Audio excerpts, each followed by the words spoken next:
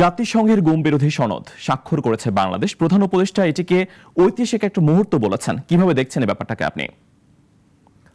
নিঃসন্দেহে এটি ঐতিহাসিক মুহূর্তই বলা যায় বাংলাদেশের জন্য। কারণ গত 15 বছর ধরে যে বিষয়টি চলে আসছিল যে কাউকে গুম করা হলো, তারপর বিচার প্রার্থী হলো মানুষ, আদালতে গেল, থানায় গেল, কিন্তু বিচার পেল না এবং তাদেরকে কোথায় রাখা হয়েছে সেই বিষয়গুলো জানা যাচ্ছিল না।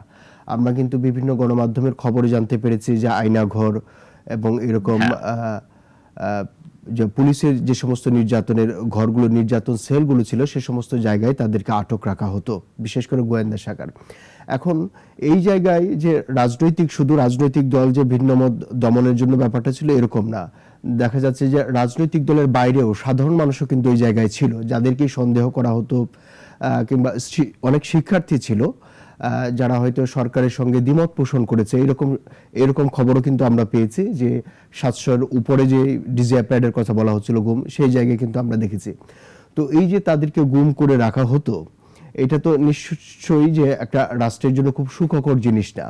মানে আপনি কিছু হতেই আপনাকে গুম করে ফেলা হবে, আপনাকে পাওয়া যাবে না, কোনোভাবেই রাষ্ট্রীয় বা সরকারের ভিন্নমত পোষণ করা যাবে না, তাহলে একেবারে গুম করে ফেলা হবে। এবং সেটা এমন নয় যে কয়েকদিনের জন্য, বছরের পর বছর ধরে আমরা দেখেছি পরিবার অপেক্ষায় ছিল।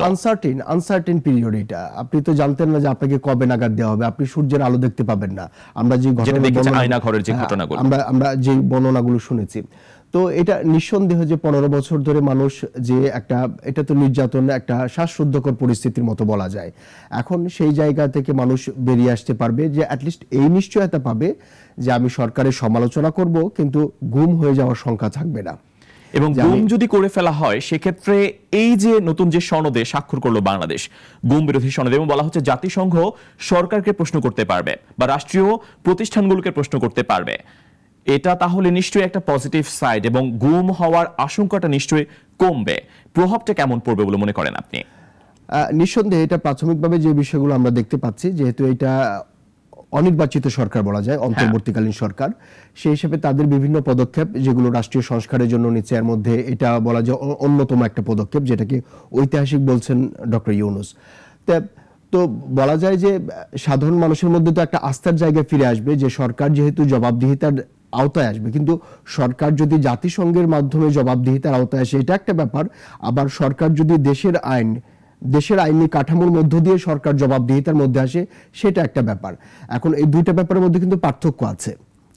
যখন দেশের আইনি কাঠামোর মধ্য দিয়ে সরকার এবং সাধারণ মানুষ জবাবদিহিতার আওতায় আসবে, এক ধরনের সিনারিও দেখব, কিন্তু পাশাপাশি যখন দেখব যে আমাদেরকে জবাবদিহিতা করছে দেশের আইনি কাঠামো না, একটা বিদেশি আইনি কাঠামো বা জাতিসংঘের আইনি কাঠামো আমাদেরকে জবাবদিহিতা করছে, এই জায়গা থেকে এটা হয়তো প্রাথমিকভাবে যেহেতু শুরু হয়েছে, হয়তো সরকারকে জবাবদিহিতার জন্য এই বিষয়গুলো থাকবে, যাতে বাংলাদেশের একটা দীর্ঘদিনের যে একটা মানে অপেশাদার আচরণ ছিল, পেশাদারিত্ব ছিল না এইসব জবাবদিহিতার ক্ষেত্রে, সেই জায়গাগুলো ফিরে যাওয়ার আগ পর্যন্ত হয়তো সেই জাতিসংঘ এই কাজগুলো করতে পারে। কিন্তু একটা সার্টেন পিরিয়ড পর হয়তো এগুলার প্রয়োজন হবে না, কারণ তখন বাংলাদেশের মানুষ যখন এই আইনি কাঠামোর মধ্য দিয়ে জবাবদিহিতার জায়গাটাই অভ্যস্ত হয়ে পড়বে, তখন হয়তো ধীরে ধীরে এই জায়গাটা কমে আসবে। আপনি একটা বিষয় হয়তো খেয়াল করবেন যে জাতিসংঘের মানবাধিকার কমিশনের যে চেয়ারম্যান মার্ক ফরটার্ক, তিনি হয়তো সামনের মাসের দ্বিতীয় সপ্তাহ নাগাদ হয়তো বাংলাদেশে আসবেন এবং আসার পর হয়তো এই বিষয়গুলো নিয়ে যে বাংলাদেশের সরকারকে জবাবদিহিতার জন্য আরো কি কি করা যায়।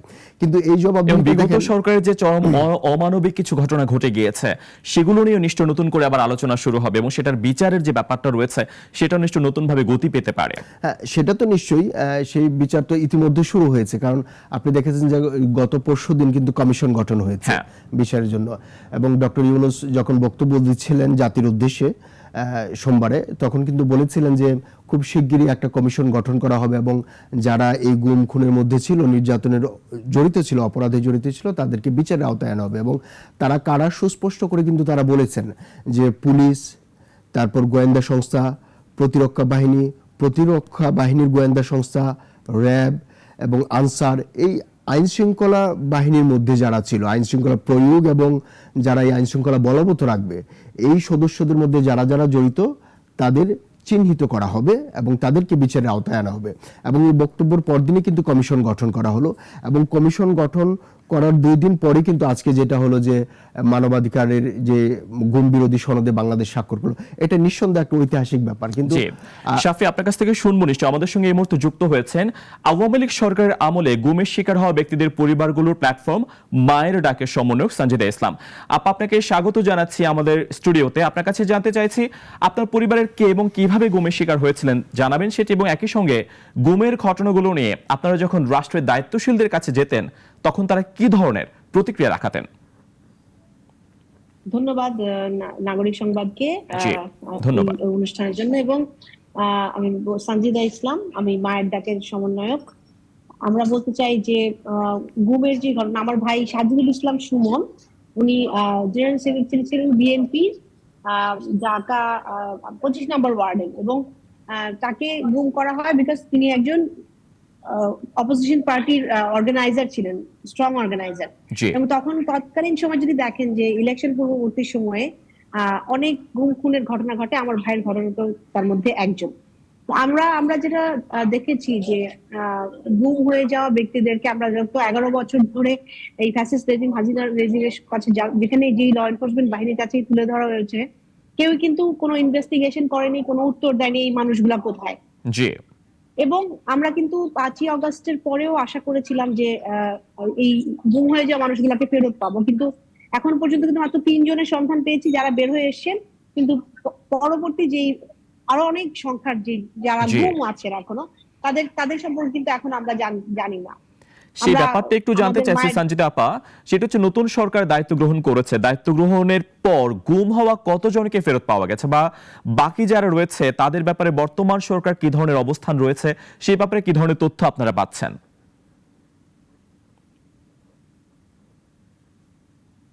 গঠনে এসেছেন, যেমন আপনি উপদেষ্টা মণ্ডলী বলেন, এবং তাদের সাথে যোগাযোগ করার পরে আমরা দেখেছি যে অচিরে একটু কম সময়ের মধ্যে হলেও কিন্তু একটা কমিশন আমরা পেয়েছি। আজকে যেমন একটা কনভেনশন সাইন হলো, তো সেটা খুব অল্প সময়ের মধ্যে তারা করেছেন। কিন্তু অ্যাকাউন্টেবিলিটির সাথে ল এনফোর্সমেন্ট এজেন্সির যেগুলো করা দরকার ছিল, বা যাদের দ্বারা আসলে এই অপরাধগুলো সংঘটিত, সেই মানুষগুলোর থেকে কিন্তু কোনো ইনভেস্টিগেশন বা তাদের কাছ থেকে জানানো যে পরিবারকে যে এই মানুষগুলাকে কি করা হয়েছে, কি হয়েছে এই মানুষগুলোর সাথে, এই মানুষগুলো কোথায়, সেই জিনিসটা ওইখানে কিন্তু এখনো আমরা আটকে আছি। তো হাসিনা চলে গেছে বা হয়তো কোনো কিছু কিছু মানুষকে তাদের জায়গা থেকে বদলানো হয়েছে, কিন্তু যে ব্যালেন্স যে স্ট্রাকচার সেইটা তো রয়ে গেছে। এবং তার জন্যই কিন্তু আমরা কিন্তু 5ই আগস্ট থেকে আজকে পর্যন্ত শুনতে পাচ্ছি না, যে জানতেও পারছি না মানুষগুলো কোথায়। তো আমরা আশা করি যে এই ইন্টারিম গভর্নমেন্ট যেহেতু এই কমিশন করেছে এবং কনভেনশনে সাইন করেছে, নিশ্চয়ই কনভেনশন সাইন করেছে, নিশ্চয়ই একটা এটা শুরু তো হলো, একটা প্রক্রিয়া বা বিচার প্রক্রিয়ায় হয়তো আমরা ঢুকবো, এবং আমরা আশা করি যে ট্রান্সপারেন্সি থাকবে, অ্যাকাউন্টেবিলিটি থাকবে, যেখানে আমরা বিচারটা পাবো।